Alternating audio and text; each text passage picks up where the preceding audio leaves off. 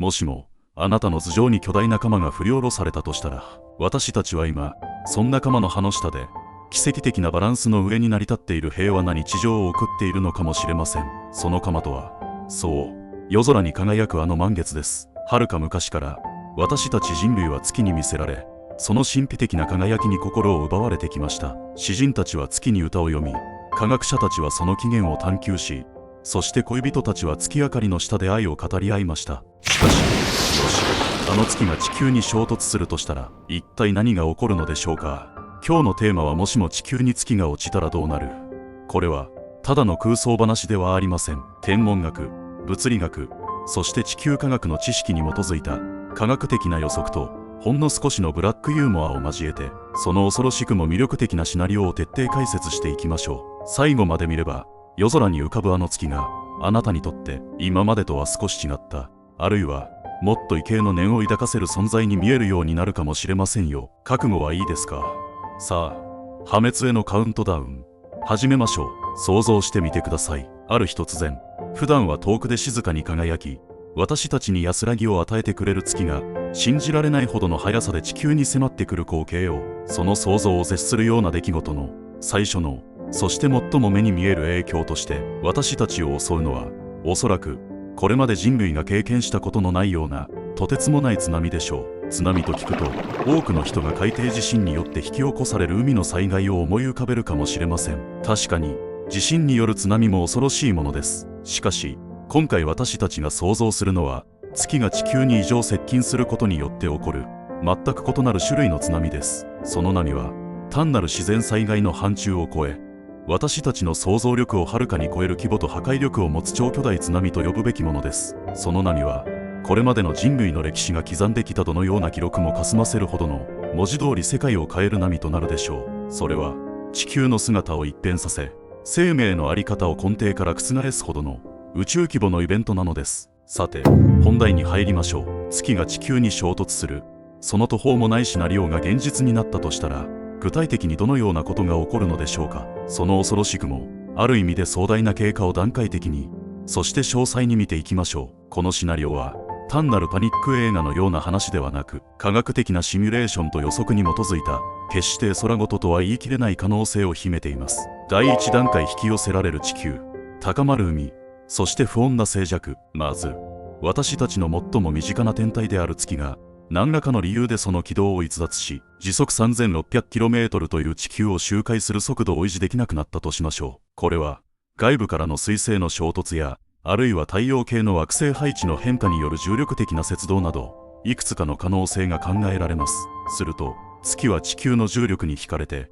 ゆっくりとしかし確実に地球に接近し始めます。この段階ではまだ月は比較的遠くにあり、肉眼で見ても大きな変化はないかもしれません。しかし地球の潮の満ち引きにはすでに異常な変化が現れ始めるでしょう。最初はいつもより満潮時の水位が高くなる程度かもしれません。ビーチは普段より狭くなり、潮位表は専門家を困惑させるような異常値を示し始めるでしょう。しかし月が地球に近づくにつれて、その引力は加速度的に増大し、たった数週間で満潮時の水位が30メートル、いや100メートルにも達する可能性があります。沿岸部に住む人々にとってはまさに悪夢の始まりです。東京やニューヨーク、上海といった世界有数の大都市の低層階はあっという間に水没し、多くの美しい都市が海に飲み込まれていくでしょう。豪華客船は港の屋根を越え、高層ビルの窓から魚が泳ぎ回る光景が現実のものとなります。しかしこれはまだ序の口です。恐ろしいのはその逆の現象です。干潮時には月が水を引き寄せる力が強くなりすぎて、海は文字通り普段よりもはるかに深い場所から数百キロメートルも後退し、広大な大陸棚が姿を現すでしょう。普段何億年もの間、海の底に隠されていた手つかずの海底が奇妙な生き物たちと共にむき出しになるようは、ある意味で荘厳であり、また恐怖と好奇心がないまぜになったような光景かもしれません。しかしそれは来るべき破滅を告げる不気味で不穏な静寂の予兆でしかありません。海洋生態系は壊滅的な打撃を受け、多くの海洋生物が干上がった海底で命を落とすでしょう。第2段階、月が瓦礫の山となるとき、地球は暗闇に包まれる。月がさらに地球に接近し、ある一定の距離に達すると、私たちの宇宙観を根底から覆すような想像を絶する出来事が起こります。それはロッシュ限界と呼ばれる惑星がその重力によって破壊されずに主星に近づける限界距離です。このロッシュ限界を超えると地球の強力な重力が月の重力をはるかに上回り、月はその自身の重力による結合を保てなくなり、潮汐力に耐えきれなくなります。そう、月は自壊するのです。私たちが夜空に見上げるあの荘厳な月は地球の重力によって文字通り引き裂かれバラバラになります。巨大な月は地球の周りで無数の破片となり、まるで土星のように数兆個にも及ぶ岩石や塵の瓦礫の山となって地球の周りに壮大な塊を形成するでしょう。この瓦礫の塊は日中も夜空を覆い、地球に届く太陽光を大幅に遮ります。その結果、地球は急激な寒冷化に見舞われ、これまで経験したことのないような氷河期が到来するかもしれません。日中の気温は大幅に低下し、作物は何を植えても育たず、人類は食糧危機に直面します。夜空には以前とは比べ物にならないほど明るく、そして不気味に輝く粉砕された月の塊が浮かび上がり、まるで地球の死を告げるかのような美しいながらも恐ろしい光景が広がるでしょう。それは私たちに差し迫る、そして避けられない危機を告げる弔いなのです。そしてこの塊を構成する岩石が時折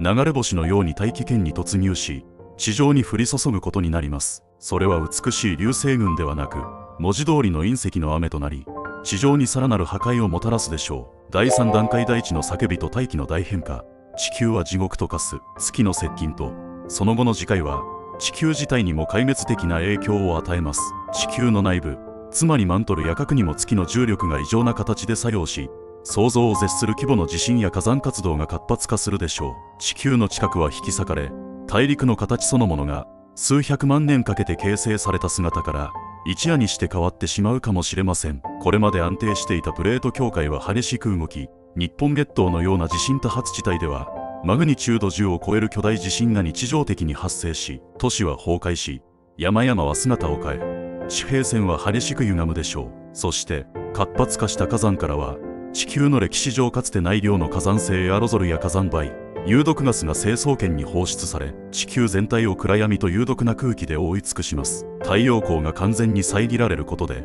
気温は急降下し、同時に火山ガスと大気中の水蒸気が反応して硫酸などを含む強烈な酸性雨が降り注ぎます。この酸性雨は生命の源である水を汚染し、土壌を酸性化させ、植物の光合成を妨げます。これにより植物は生育できなくなり、地球上の食物連鎖は完全に停止。草食動物は飢え、肉食動物もまた獲物を失い、地球上の生命は食物連鎖の崩壊というもう一つの絶望的な現実に直面することになります。大気組成は大きく変化し、人類を含む多くの生物が呼吸することが困難になるでしょう。地球はまさに生きた地獄と化すのです。第4段階地球を洗い流す宇宙津波、そして生命の終焉、そしていよいよクライマックスです。月が地球のロッシュ限界を超え、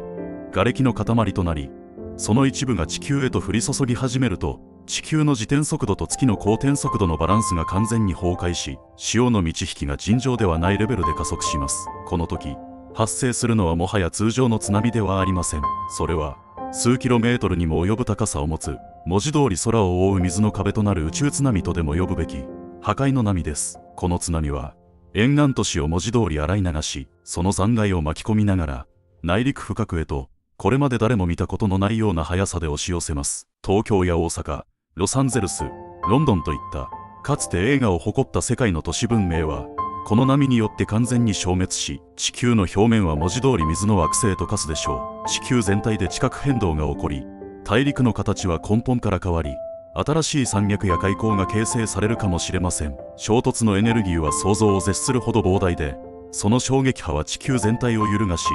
地表を焼き尽くすほどの熱を発生させます。その結果、大気中の酸素さえもこの熱によって燃焼させられ、地球は生命に適さない環境へと最終的に変貌する可能性があります。もはや私たちが知る青い惑星、生命の豊かな地球はそこには存在しないのです。残るのは荒涼とした生命の気配もないしの惑星だけでしょう。想像してみてください。もしそんな宇宙津波が押し寄せる最終的な瞬間に、あなたが例えば偶然にも頑丈な高層ビルの屋上にいたとしたら、いやもしかしたらかろうじて難を逃れたわずかに隆起した高台に最後の希望を抱いて身を潜めていたとしましょう。あなたの目の前には水平線の彼方から迫り来る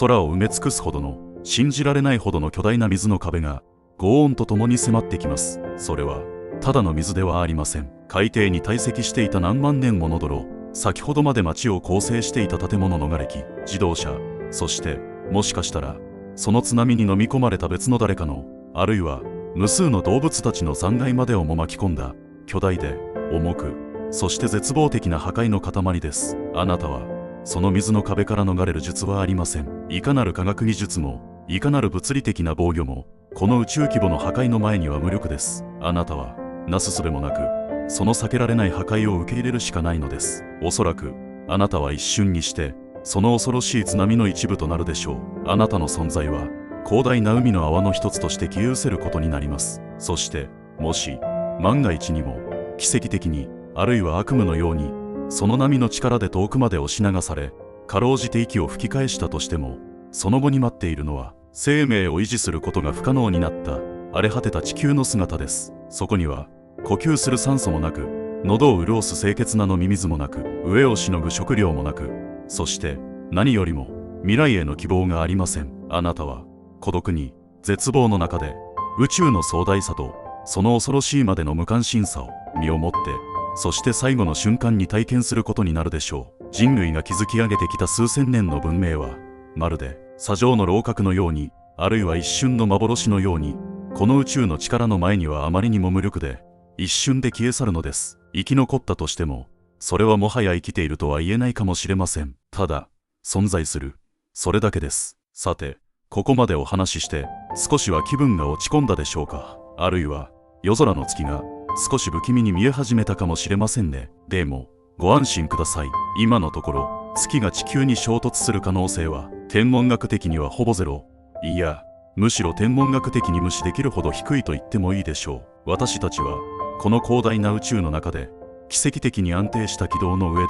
この美しい青い惑星に生きています。毎晩変わることなく輝く月は私たちの惑星の安定した環境を保つ上で実は非常に重要な役割を担っているのです。月は地球の自転軸を安定させ、それが地球の気候を穏やかに保ち、そして生命の進化を可能にしてきました。私たちが存在するのも月のおかげと言っても過言ではありません。しかしもしこの話を聞いて明日から夜空の月を見る目が少し変わったとしたら、それはそれで面白い経験ですよね。普段当たり前にあるものがもし失われたらどうなるか、あるいはその存在が私たちにどのような影響を与えているのか、そんな想像をするのは時に心を震わせるものですが、そのスリルこそが私たちの今をより大切に思わせてくれるのではないでしょうか。まあそれでももし月が落ちてきても最後の瞬間までスマホの充電は確保しておきましょうね。きっと最後まで Twitter、 現在の X でやばいとつぶやくか、インスタグラムで最後の月の写真をアップする人がいるでしょうから。